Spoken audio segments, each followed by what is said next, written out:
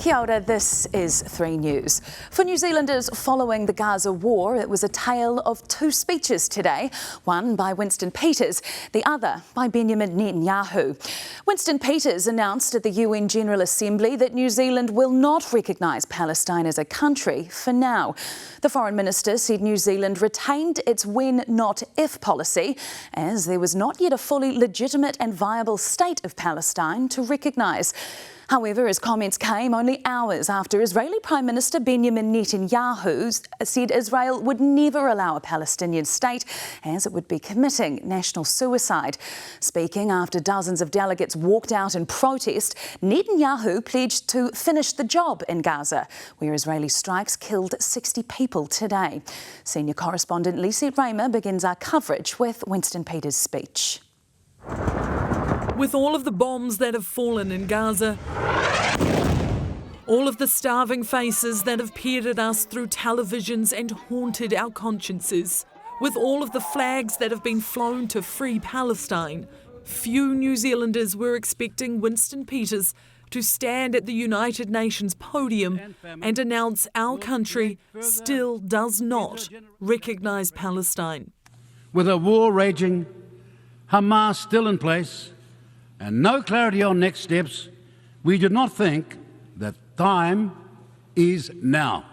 Our Foreign Minister echoed the widespread condemnation of Israel, but he stopped short of joining the declarations led by the UK, France, Australia and Canada. If leaders and their people do not covet peace or cannot overcome their hate, no actions taken by us will shift them from their destructive and ruinous path. Peters believes, while well-intentioned, that recognition has done more harm than good. Recognising Palestine now will likely prove counterproductive.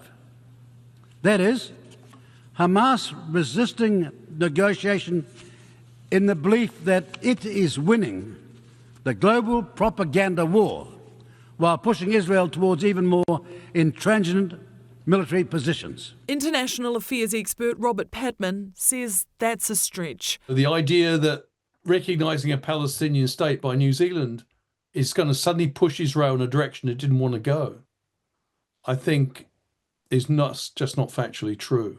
New Zealand maintains it will recognise Palestine when the conditions are right. Palestine does not fully meet the accepted criteria for a state, as it does not fully control its own territory or population. But Patman argues the conditions are getting worse by the day. The prospect of statehood for Palestine will disappear even further if the territory where the indigenous Palestinians live is taken over. Today's inaction has been met with outcry. This isn't just a question of being out of sync with our friends around the world, it's also morally reprehensible.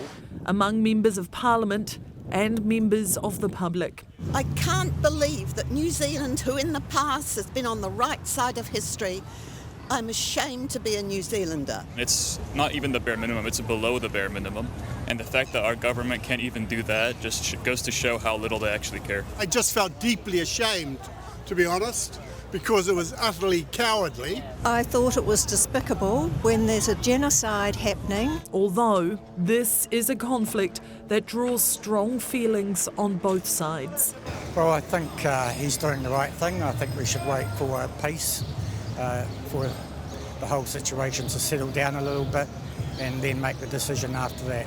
Our Prime Minister has acknowledged there will be disappointment today. None of this is great. But he's holding firm. We have a Hamas in government, and that is unacceptable for us to recognise any state that has a terrorist organisation in it. In the meantime, our government has committed a further $10 million to humanitarian aid for Gaza. We are going to continue to collectively focus on what is the most important thing. It's not the recognition per se, it's actually ending this conflict. Winston Peters used much of his speech to highlight troubling gaps in global leadership. Most of all, we need leadership that is courageous. Many New Zealanders today are identifying troubling gaps in the courage of the leadership at home.